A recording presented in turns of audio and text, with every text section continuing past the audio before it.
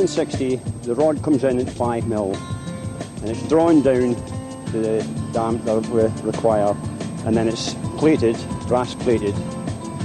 Once it's brass plated, it goes into building 43, where it's drawn down again to various sizes, and then it's made into the different cables. The same in building 59, we've got drawing machines down there which could draw it down from 130 to right down to 23 to F15, ready to put into our cables.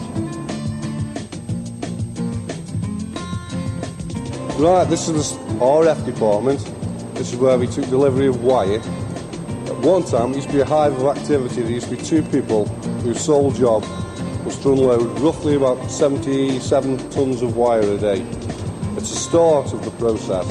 A wagon used to come in and it used to get unloaded and then checked, sampled and taken into the basement. It's 5.5mm thick and it used to be delivered from Scunthorpe or various other places from the foundries, and this is the very start of the process. From here it goes to the 10 gauge mills, goes onto a turntable over there, and the hoist comes down, grabs it, it's lifted up to the next floor, and then it gets rolled down to various sizes through cages. What we've got over here is a centrifuge. This sole purpose is to clean oil and gets rid of all the contaminants and water out the oil circuits. So this is the scaler box, and as you can see on this 5.5mm wire I've got now, there's a certain amount of scale. When it's steadied through, that's the actual line of where the wire will go. With actually bending the wire, the whole scale will drop through. And as you can see inside, this is the sort of stuff that comes off into the scale. The first cage flattens the wire. The second lifts the wire round, flat, round, so they get your size at the end, hopefully.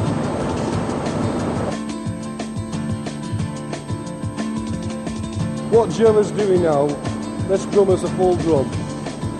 So he's taking the sample off there and he's doing what we call a coiling test.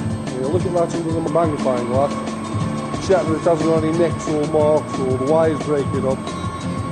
In essence, he's verifying that wire is okay to pass on to the next stage. It has to be perfect.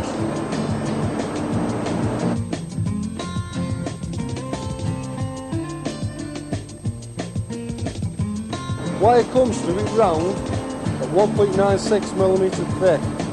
The job of this machine is to make the wire a rectangle. It's a tringle wire, the tringle being part of the tyre, part of the wire that goes into the tyre that holds the tyre actually onto the wheel. The process is you put your drum on let off end, goes through a carbonate bath, cleans the wire. From there goes through the water bath into an acid bath. Acid bath cleans all the soap and that off the wire. After the acid bath goes through to the zinc bath, which zinc plates the wire. From there goes through the hot water pipes which dries it. From there goes through nailers and crimpers to protect the welds. From there goes to the drum on the reception end, which is taken off, wrapped up and sent off to the customer. The wire goes around the pulleys into an hot box where it's heat treated and then goes through tubes with cracked ammonia, goes through a water bath and comes off the other end onto 200 kilo drums. Come on at 400, come off at 200. And that way, then that drum then goes on to the CZN where it gets plated.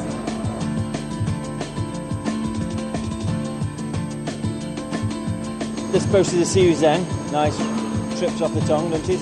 It's a brass plating process. Starts with furnace wire off the process before. You put furnace wire on, furnace wire softens. You run it through an acid bath first. Acid bath cleans it and etches it, a bit like sandpaper in the wall before you paint it. gives you a nice surface to put the brass on. Goes through various rinse baths and rubbers along the way. Goes through copper pyro, which puts a coating of copper on. Through another rinse bath, and then through a zinc bath. So copper, zinc, you thermically heat it and fuse it together in this thermic area here, and that forms your nice brass coating, uniform to a certain thickness. We draw the wire down from a 130 to 5600 to 2300. That wire is drawn down onto bobbins, which is then placed in what we call a 99 machine. That 99 machine makes the actual cable.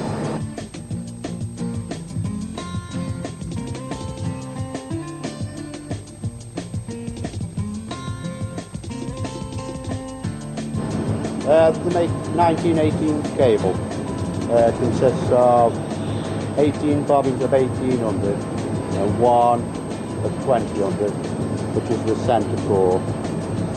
The bigger bobbin runs down the centre. It's twisted one way, twisted the other. It's a non-threaded cable, so it doesn't wear the inside of the tyre. Right, this is a 137 cabling machine, and it's used to make 1135 cable.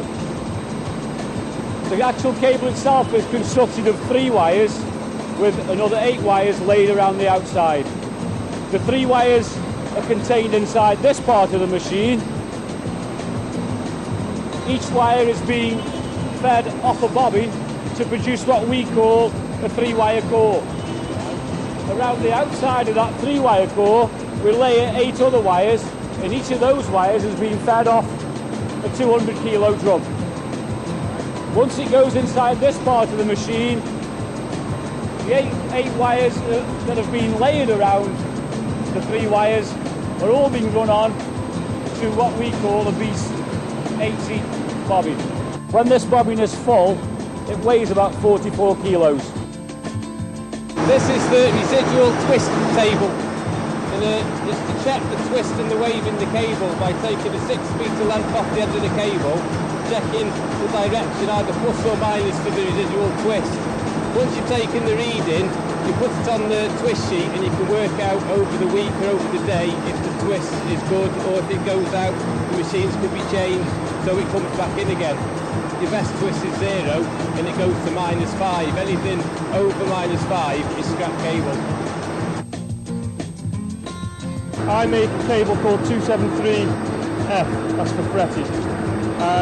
Basically work with wire, it's 2300mm thick, it's like your air basically. I work on 4 different machines. The first machine I work on is a 93 machine. That's 3 bobbins intertwined, and they make what we call the nucleus core.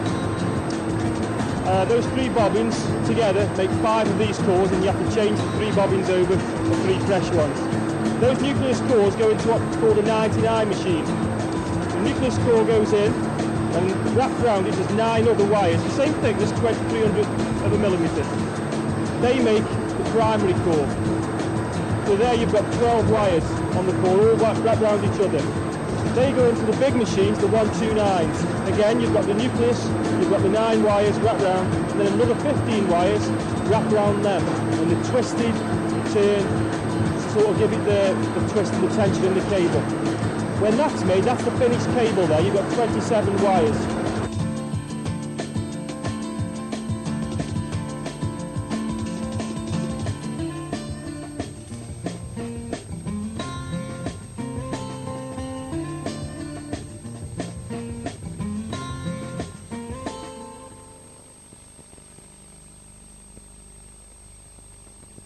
Very, very busy in them days, 16, 17 years ago.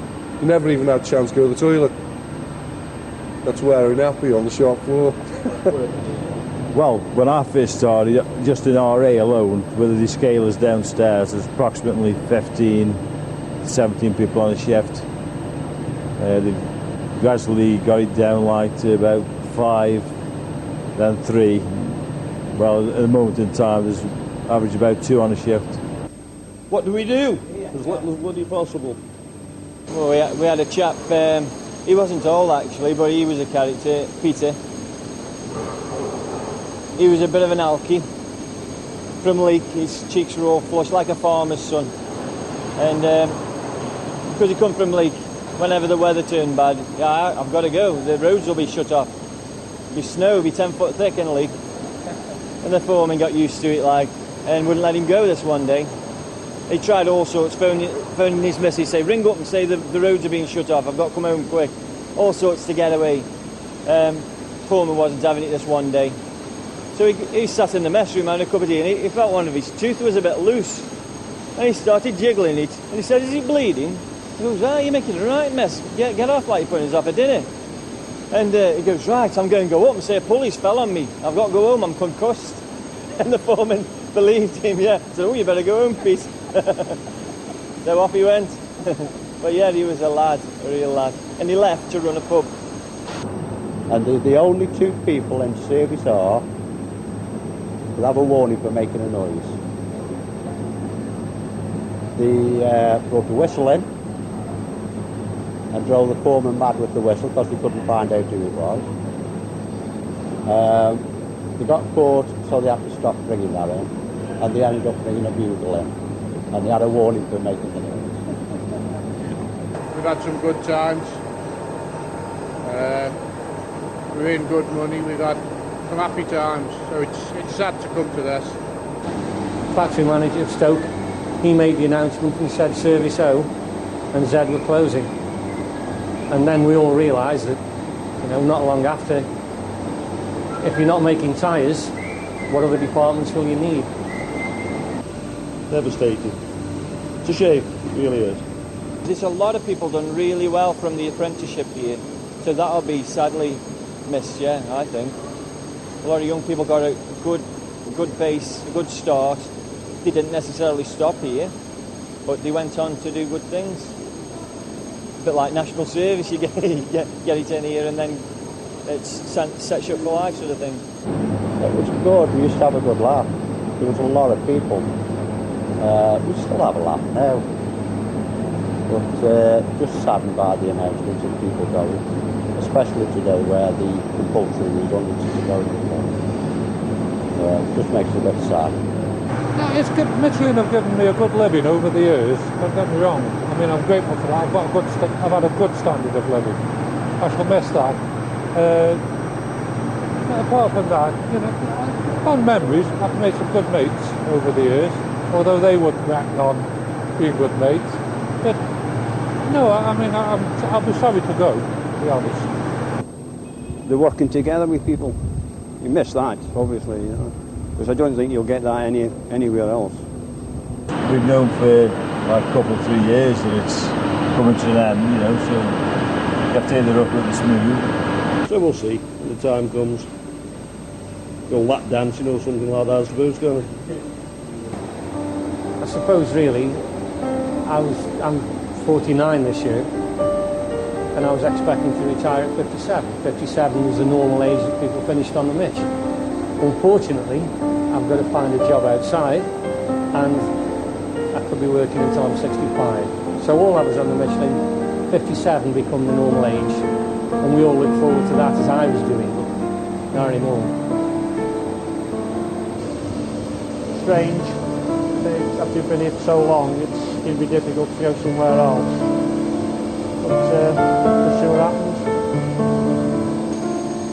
I feel it's an opportunity. Do something else.